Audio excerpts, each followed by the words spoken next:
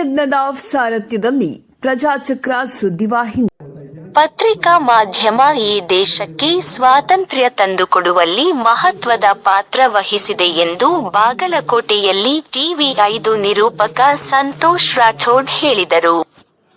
ಬಾಗಲಕೋಟೆಯ ಬೀಳಗಿಯಲ್ಲಿ ಕಾರ್ಯನಿರತ ಪತ್ರಕರ್ತರ ಧ್ವನಿ ಸಂಘಟನೆಯಿಂದ ಆಯೋಜಿಸಿದ ಪತ್ರಿಕಾ ದಿನಾಚರಣೆ ಕಾರ್ಯಕ್ರಮದಲ್ಲಿ ಭಾಗವಹಿಸಿ ಮಾತನಾಡಿ, ಇವತ್ತು ಅನೇಕ ಕಾನೂನುಗಳು ಜಾರಿಯಲ್ಲಿವೆ. ರಾಜಕಾರಣಿಗಳಿಗಾಗಿಯೇ ವಿಶೇಷ ನ್ಯಾಯಾಲಯ, ಬೇರೆ ಬೇರೆ ಯಾವುದೇ ರಂಗಕ್ಕೂ ತೆಗೆದುಕೊಂಡರು ಪ್ರತಿಯೊಬ್ಬರಿಗೂ ಕಾನೂನುಗಳಿವೆ. ಹಾಗಾದ್ರೆ ಪತ್ರಿಕಾ ರಂಗದಲ್ಲಿ ಕೆಲಸ ಮಾಡುವಂಥವರಿಗೆ ಅವರ ರಕ್ಷಣೆ ಮಾಡುವುದಕ್ಕೆ ಯಾವುದಾದರೂ ಕಾನೂನು ಇದೆಯಾ? ಅಂಬೇಡ್ಕರ್ ರವರು ಸಂವಿಧಾನ ರಚನೆ ಮಾಡಿ ಆರ್ಟಿಕಲ್ 19 ಕೊಟ್ಟು ಅದರ ಪ್ರಾತಿನಿಧ್ಯ ಬಲಗೊಳಿಸದಿದ್ದರೆ ನಾವು ಯಾರೂ ಕೂಡ ಸ್ವತಂತ್ರರಾಗಿ ಮಾತನಾಡಲು ಸಾಧ್ಯವಾಗುತ್ತದೆ ಎಂದು ಹೇಳಿದರು. ಈ ಸಂದರ್ಭದಲ್ಲಿ ಗುರುಪಾದ ಶಿವಾಚಾರ್ಯ ಮಹಾಸ್ವಾಮಿಗಳು, ಕಾರ್ಯನಿರತ ಪತ್ರಕರ್ತರ ಧ್ವನಿ ಸಂಘಟನೆಯ ರಾಜ್ಯಾಧ್ಯಕ್ಷ ಬಂಗ್ಲೆ ಮಲ್ಲಿಕಾರ್ಜುನ್, ತಹಶೀಲ್ದಾರ್ ಸುಹಾಸ್ ಇಂಗಳೆ, ಡಿಎಸ್ಎಸ್ ಜಿಲ್ಲಾ ಸಂಚಾಲಕ ಮಹಾದೇವ ಹಾದಿಮನಿ, ಸಂಘಟನೆಯ ಜಿಲ್ಲಾಧ್ಯಕ್ಷರು, ಬೀಳಗಿ ತಾಲೂಕಾ ಅಧ್ಯಕ್ಷರು, ತಾಲೂಕಿನ ಎಲ್ಲಾ ಪದಾಧಿಕಾರಿಗಳು ಸೇರಿ ಅನೇಕರು ಭಾಗಿ. ಕಾರ್ಯಕ್ರಮದ ಉದ್ಘಾಟನೆ ನೆರವೇರಿಸಲಿರುವಂತಹ ತಾಲೂಕಾ ದಂಡಾಧಿಕಾರಿಗಳಾಗಿರುವಂತಹ ಶ್ರೀ ಸುಹಾಸ್ ಇಂಗ್ಳೆ ಸರ್ ಅವರಿಗೆ, ತಾಲೂಕು ಘಟಕದ ಕಲಿಪಾಧ್ವನಿಯ ಪ್ರಧಾನ ಕಾರ್ಯದರ್ಶಿಗಳಾಗಿರುವಂತಹ ಎ.ವಿ. ಮುಂಡರ್ಗಿ ಅವರು ಮಾಲಾರ್ಪಣೆಯನ್ನು ಮಾಡಿ ಶಾಲು ಹೊದಿಸಿ ಸಭೆ ನೆನಪಿನ ಕಾಣಿಕೆಯನ್ನು ನೀಡುವುದರೊಟ್ಟಿಗೆ ಈ ಕಾರ್ಯಕ್ರಮಕ್ಕೆ ಹಾರ್ದಿಕವಾಗಿ ಸ್ವಾಗತವನ್ನು ಕೋರ್ತಾ ಇದ್ದಾರೆ. ಹಾಗೆ ಈ ಕಾರ್ಯಕ್ರಮದ ಅಧ್ಯಕ್ಷತೆಯನ್ನು ವಹಿಸಿರುವಂತಹ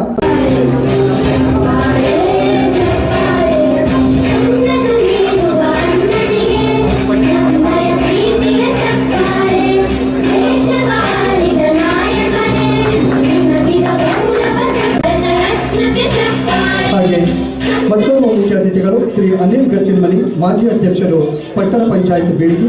ಇವರಿಗೆ ಶ್ರೀ ಎಂ.ಎಂ. ತಾಂಬೋಳೆ, ಸಾಕಿನ್ ಬೀಳಗಿ ತಾಲೂಕು ಘಟಕದ ಸದಸ್ಯರು.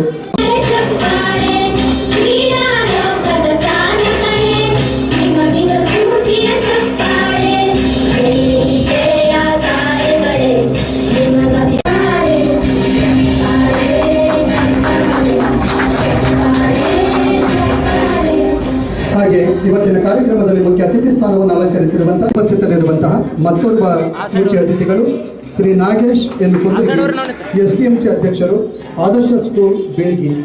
ಇವರಿಗೆ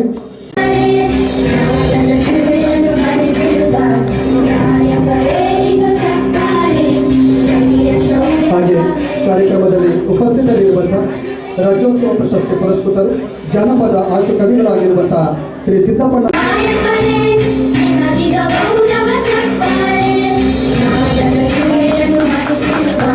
ಘಟಕ ಬೀಳಗಿ ಇವರ ಬಂದವರಿಗೆ ಮಾಲಾರ್ಪಣೆ ಹಾಗೂ ಗೌರವ ಸಮರ್ಪಣೆಯನ್ನು ನೆರವೇರಿಸಿಕೊಳ್ಬೇಕು ಅಂತ ಹೇಳಿ ಅವರ ವಿನಂತಿಯನ್ನು ಮಾಡಿಕೊಳ್ತಾ ಇದ್ದೇನೆ.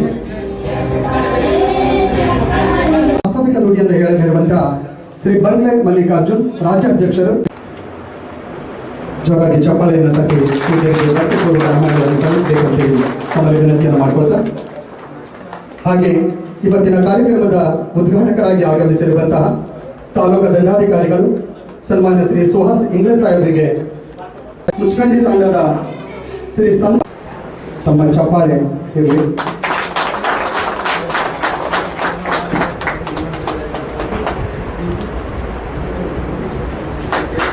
ಹಾಗೆ ಈ ಕಾರ್ಯಕ್ರಮ ಅವರಿವರೆಲ್ಲದೆ ಸರ್ವರನ್ನು ಸಹೃದಯದಿಂದ ಸ್ವಾಗತಿಸಿದಂತಹ ಸಹೋದರ ಆರ್ ಡಿ ಬಾಬು ಇವರಿಗೆ ಧನ್ಯವಾದಗಳನ್ನು ಹೇಳ್ತಾ, ಹಾಗೆ ಇವತ್ತಿನ ಪತ್ರಿಕಾ ದಿನಾಚರಣೆಯ ನಿಮಿತ್ತವಾಗಿ ಸನ್ಮಾನಿತಗೊಳ್ಳಲಿರುವಂತಹ ಸಾಧಕರ ಹೆಸರನ್ನ ಇಲ್ಲಿ ಹೇಳಲಾಗಿದೆ. ದಯವಿಟ್ಟು ಅವರು ವೇದಿಕೆ ಮುಂಭಾಗದಲ್ಲಿ ಬಂದು ಕೂಡಬೇಕು, ಸೇರಲಿ.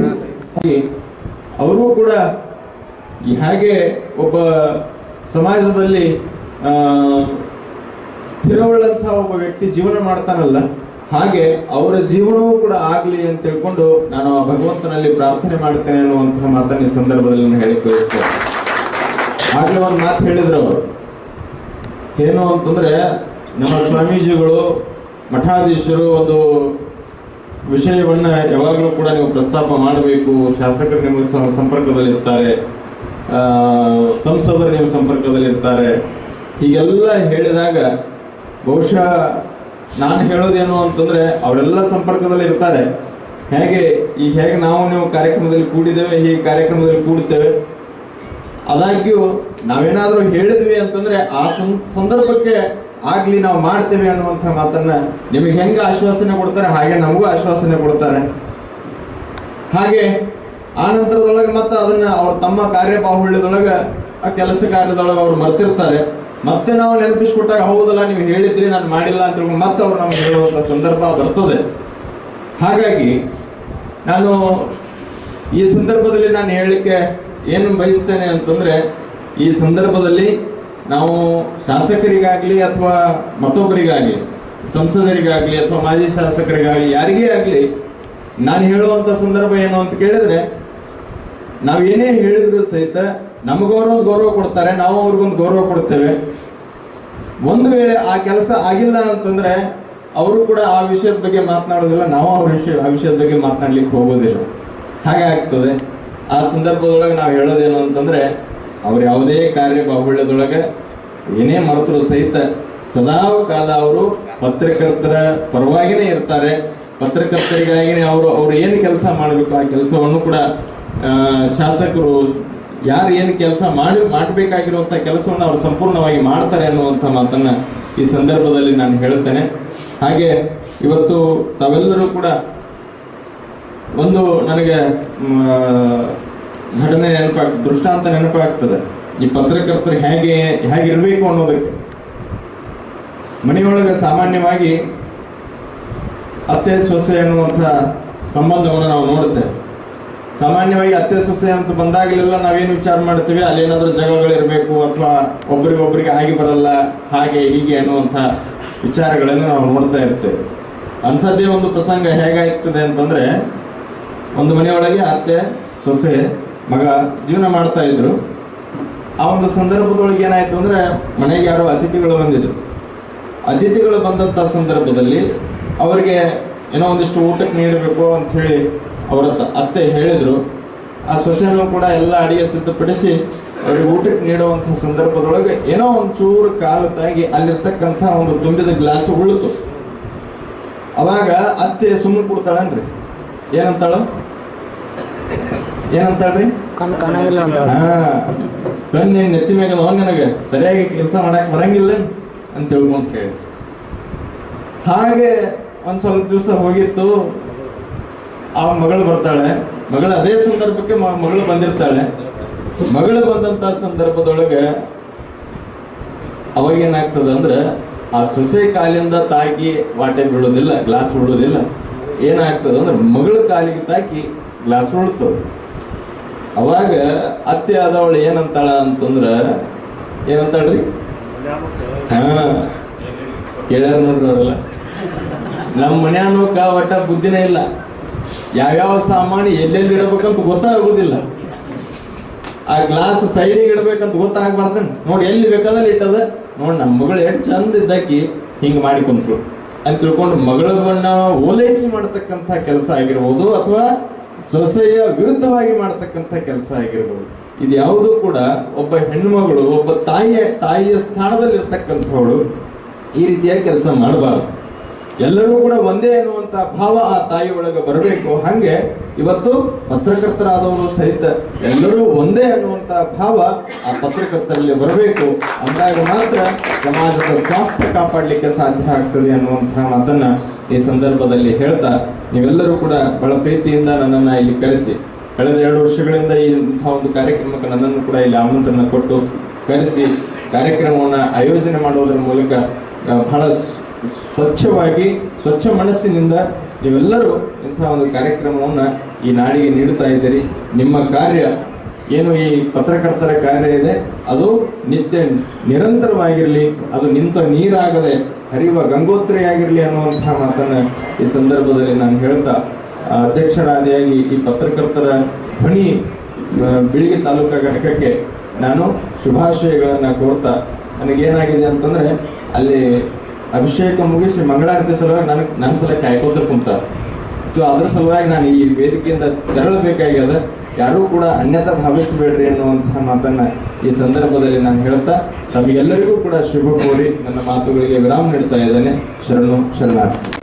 ಶಕ್ತಿದಾತರು, ಪ್ರೀತಿ ಕೊಟ್ಟಂಥವರೇ ದೇವರುಗಳ ಎಂಬ ಸಿದ್ಧಾಂತದಲ್ಲಿ ಪತ್ರಕರ್ತರಾದ ನಾವುಗಳು ದೀಪದ ಬುಡದಲ್ಲಿ ಕತ್ತಲು ಆವರಿಸಿದ್ದರೂ ವರ್ಷುತ್ತಾ ಈ ಕಾರ್ಯಕ್ರಮಕ್ಕೆ ದೂರದ ಬಿಜಾಪುರ, ಬೆಳಗಾಂ, ಬಾಗಲಕೋಟೆ ಹಾಗೂ ಇನ್ನಿತರ ತಾಲೂಕು ಜಿಲ್ಲೆಗಳಿಂದ ಬಂದಂಥ ನಮ್ಮ ಕಾನಿಪಾದನಿ ಪದಾಧಿಕಾರಿ ಸದಸ್ಯರಿಗೆ ಒಂದು ನ್ಯಾಯಾಲಯ, ಕೋರ್ಟ್, ಅದೇ ರೀತಿಯಾಗಿ ಅವ್ರಿಗಾದ ಒಂದು ಕಾನೂನು, ಇನ್ನು ಬೇರೆ ಬೇರೆ ಯಾವುದೇ ರಂಗಕ್ಕೆ ತೆಗೆದುಕೊಂಡ್ರು ಪ್ರತಿಯೊಬ್ಬರಿಗೂ ಕೂಡ ಕಾನೂನುಗಳಿದ್ದಾವೆ.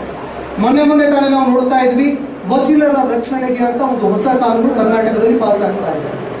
ಹಾಗಾದ್ರೆ ಪತ್ರಿಕೆ ರಂಗದಲ್ಲಿ ಕೆಲಸ ಮಾಡ್ತಾ ಇರುವಂತಹ ಪತ್ರಕರ್ತರು, ಅದೇ ರೀತಿಯಾಗಿ ಮಾಧ್ಯಮದಲ್ಲಿ ಕೆಲಸ ಮಾಡ್ತಾ ಇರುವಂತಹ ಏನು ಮಾಧ್ಯಮ ಮಿತ್ರರಿದ್ದಾರೆ, ಅವರ ರಕ್ಷಣೆಗೆ ಯಾವುದಾದ್ರೂ ಕಾನೂನು ಇದೆಯಾ?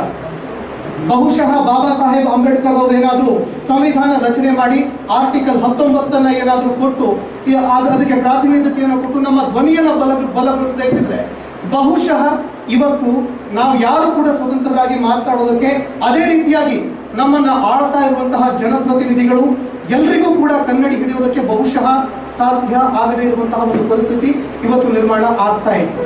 ಇನ್ನು ಅದೇ ರೀತಿಯಾಗಿ ಪ್ರತಿಯೊಂದು ಸಂದರ್ಭದಲ್ಲಿ ನಾವು ನೋಡ್ತಾ ಇದ್ವಿ, ಮಾಧ್ಯಮ ಪತ್ರಿಕೋದ್ಯಮದಲ್ಲಿ ಕೆಲಸ ಮಾಡುವಂತಹ ಪತ್ರಕರ್ತರು ಯಾರಿದ್ದಾರೆ, ಅದೇ ರೀತಿಯಾಗಿ ಯಾರ್ಯಾರು ಜನಸಾಮಾನ್ಯರು ಯಾರ್ಯಾರು ತಮ್ಮ ಧ್ವನಿಯನ್ನ ಬಲಗೊಳಿಸೋದಕ್ಕೆ ಅಂತ ಸಂಘಟನೆಗಳನ್ನ ಮಾಡ್ತಾರೆ.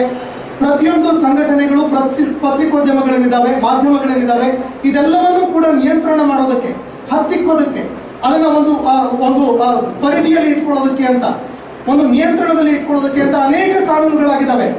2024ಕ್ಕೆ ಈಗಲೂ ಕೂಡ ಒಂದು ಹೊಸ ಕಾನೂನು ಬರ್ಲಿಕ್ಕೆ ಹೋಗ್ತಾ ಇದೆ ಕೇಂದ್ರ ಸರ್ಕಾರದಲ್ಲಿ. ಒಂದು ವೇಳೆ ಹಾಗಾಗಿದ್ದೇ ಆದ್ರೆ ಪತ್ರಿಕೋದ್ಯಮದಲ್ಲಿ ಯಾರ್ಯಾರು ಪತ್ರಿಕಾ ರಂಗದಲ್ಲಿ ಕೆಲಸವನ್ನ ಮಾಡ್ತಾ ಇದ್ದಾರೆ ಎಲ್ಲರ ಧ್ವನಿಯನ್ನ ಹತ್ತಿಕ್ಕುವಂತಹ ಕೆಲಸವನ್ನ ಮಾಡಲಾಗುತ್ತೆ. ಈ ರೀತಿಯದ್ದು ಯಾವುದೇ ಕಾರಣಕ್ಕೂ ಕೂಡ ಆಗಬಾರದು. ಇನ್ನು ಅದೇ ರೀತಿಯಾಗಿ ನಾವೆಲ್ಲರೂ ಕೂಡ ಬಾಬಾ ಸಾಹೇಬ್ ಅಂಬೇಡ್ಕರ್ ಅವರು ಯಾವ ರೀತಿಯಾಗಿ ಹೇಳಿದ್ರು, ಶಿಕ್ಷಿತರಾಗಿ, ಆಂದೋಲನ ಜೀವಿಗಳಾಗಿ, ಅದೇ ರೀತಿಯಾಗಿ ಎಲ್ಲರೂ ಕೂಡ ಸಂಘಟಿತರಾಗಿ ಎನ್ನುವಂತಹ ಮಾತನ್ನ ಏನ್ ಹೇಳಿದ್ರು, ಎಲ್ಲರೂ ಕೂಡ ಅದನ್ನ ಇವತ್ತು ಅರ್ಥ ಮಾಡಿಕೊಂಡು ಪತ್ರಕರ್ತರ ಧ್ವನಿಯನ್ನ ಬಲಗೊಳಿಸುವುದಕ್ಕೆ ಇವತ್ತು ಜನರು ಕೂಡ ಎದ್ದು ಬರಬೇಕಾಗಿದೆ.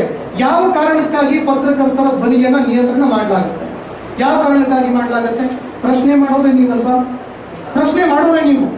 ಯಾವ ರಾಜಕಾರಣಿಗಳಿದ್ದಾರೆ ಆ ರಾಜಕಾರಣಿಗಳಿಗೆ ಈ ಒಂದು ಪ್ರಜಾಪ್ರಭುತ್ವ ವ್ಯವಸ್ಥೆಯಲ್ಲಿ ಪ್ರಜೆಗಳು ನಿಮ್ಮ ಸುಪ್ರೀಂ ಲೀಡರ್. ನೀವು ಯಾರ್ಯಾರು ಈ ದೇಶದಲ್ಲಿ ಪ್ರಜೆಗಳಿದ್ದಾರೆ ಆ ಪ್ರಜೆಗಳ ಸೇವಕರು ಅಂತ ಹೇಳಿ ಕನ್ನಡಿ ಹಿಡಿಯುವಂತಹ ಕೆಲಸವನ್ನ ಮಾಡೋರು ಯಾರಾದ್ರೂ ಇದ್ರೆ ಅದು ಮಾಧ್ಯಮ ಪತ್ರಿಕಾ ರಂಗದಲ್ಲಿ ಕೆಲಸವನ್ನ ಮಾಡ್ತಾ ಇರುವಂತಹ ಪತ್ರಕರ್ತರು. ಇದೇ ಕಾರಣಕ್ಕಾಗಿ ಅವರನ್ನ ನಿಯಂತ್ರಣ ಮಾಡುವಂತಹ ಕೆಲಸವನ್ನ ಈ ದೇಶದಲ್ಲಿ ಮಾಡಲಾಗ್ತಾ ಇದೆ. ಹೌದು, ಇವತ್ತು ಒಂದು ವಿಷಯವನ್ನು ನಾವು ಒಪ್ಕೊಳ್ಬೇಕಾಗಿದೆ, ನಾವೆಲ್ಲರೂ ಕೂಡ ಕೂಲಿ ಕಾರ್ಮಿಕರಾಗಿ ಕೆಲಸ ಮಾಡ್ತಾ ಇದ್ದೀವಿ. ಈ ಪತ್ರಿಕಾ ರಂಗದಲ್ಲಿ ನಾವೆಲ್ಲರೂ ಕೂಡ ಕೂಲಿ ಕಾರ್ಮಿಕರು. ಅಷ್ಟರ ಮಟ್ಟಿಗೆ ನಾವು ನಮ್ಮ ಪತ್ರಕರ್ತರ ಒಂದು ಜೀವನ ಹೀನ ಪರಿಸ್ಥಿತಿಗೆ ತಲುಪ್ತಾ ಇದೆ ಅನ್ನುವಂಥದ್ದನ್ನ ನಾನು ಇವತ್ತು ಹೇಳಲಿಕ್ಕೆ ಇಚ್ಛೆ ಪಡ್ತೀನಿ. ಈ ಒಂದು ಕೂಲಿ ಕೆಲಸವನ್ನ ಮಾಡ್ತಾನು ಕೂಡ ನಾವು ಪ್ರಜಾಪ್ರಭುತ್ವ ವ್ಯವಸ್ಥೆಯನ್ನ ಉಳಿಸುವಂತಹ ಕೂಲಿ ಕಾರ್ಮಿಕರು ಅನ್ನುವಂಥದ್ದನ್ನು ಕೂಡ ನಾನು ಹೇಳೋದಕ್ಕೆ ಇಚ್ಛೆ ಪಡ್ತೇನೆ. ನಾವೆಲ್ಲರೂ ಕೂಡ ಪ್ರಜಾಪ್ರಭುತ್ವ ವ್ಯವಸ್ಥೆಯಲ್ಲಿ ಪ್ರಜೆಗಳ ಧ್ವನಿಯನ್ನ ಬಲಪಡಿಸುವಂತಹ ಕೂಲಿ ಕಾರ್ಮಿಕರು ಅನ್ನುವಂತಹ ಮಾತನ್ನ ಈ ಸಂದರ್ಭದಲ್ಲಿ ಹೇಳೋದಕ್ಕೆ ಇಚ್ಛೆ ಪಡ್ತೇನೆ. ಇನ್ನು ಅದೇ ರೀತಿಯಾಗಿ ನಿರಂತರವಾಗಿ ನಾನು ಕೆಲವು ವಿಷಯಗಳನ್ನ ಇವತ್ತು ನಿಮ್ಮ ಮುಂದೆ ಹೇಳೋದಕ್ಕೆ ಇಚ್ಛೆ ಪಡ್ತೇನೆ. ಪ್ರಜಾಪ್ರಭುತ್ವ ವ್ಯವಸ್ಥೆ ಯಾಕೆ ಇಷ್ಟೊಂದು ಇಂಪಾರ್ಟೆಂಟ್ ಆಗಿದೆ ನೋಡಿ. ಮೊದಲು 1876ರಲ್ಲಿ ಗ್ರಹಂ ಬೆಲ್ ಅವರು ಒಂದು ಟೆಲಿಫೋನ್ ಅನ್ನ ಕಂಡುಹಿಡಿತಾರೆ, ಇಡೀ ವಿಶ್ವಕ್ಕೆ ಪರಿಚಯ ಮಾಡ್ತಾರೆ. ಆ ಸಂದರ್ಭದಲ್ಲಿ ಒಂದು ಟೇಬಲ್ ನಷ್ಟು ದೊಡ್ಡದಾಗಿರುವಂತಹ ಟೆಲಿಫೋನ್, ರಿಸೀವರ್ ಬೇರೆ, ಅದೇ ರೀತಿಯಾಗಿ ಟೆಲಿಫೋನ್ ಅಲ್ಲಿ ಮಾತನಾಡುವಂತಹ ಸ್ಪೀಕರ್ ಬೇರೆ ಇರ್ತಾ ಇತ್ತು, ಮೈಕ್ಗೆ ಒಂದೇ ಸಪರೇಟ್ ಆಗಿರುವಂತಹ ಸಿಸ್ಟಮ್, ಇದೆಲ್ಲ ಕೂಡಿ ಒಂದು ಟೇಬಲ್ ನಷ್ಟು ದೊಡ್ಡದಾಗಿರುವಂತಹ ಟೆಲಿಫೋನ್ಗೆ ನಾವು ಖುಷಿ ಪಟ್ಬಿಡ್ಬೇಕಾಗಿತ್ತ? ಟೆಲಿಫೋನ್ ಸಾಕಪ್ಪ, ಇವತ್ತು ನಾವೆಲ್ಲರೂ ಎಲ್ಲೋ ಒಂದು ಜಗತ್ತಿನ ಯಾವುದೋ ಒಂದು ಮೂಲೆಯಲ್ಲಿ ಕೂತಿರೋ ಒಂದು ವ್ಯಕ್ತಿಗಾಗಿ ನಾವು ಮಾತನಾಡೋದಕ್ಕೆ ಅಂತ ಟೆಲಿಫೋನ್ ಕಂಡು ಹಿಡಿದು ಬಿಟ್ಟಿದ್ದೀವಿ, ಅಲ್ಲಿಗೆ ಸಾಕಾಗಿತ್ತ?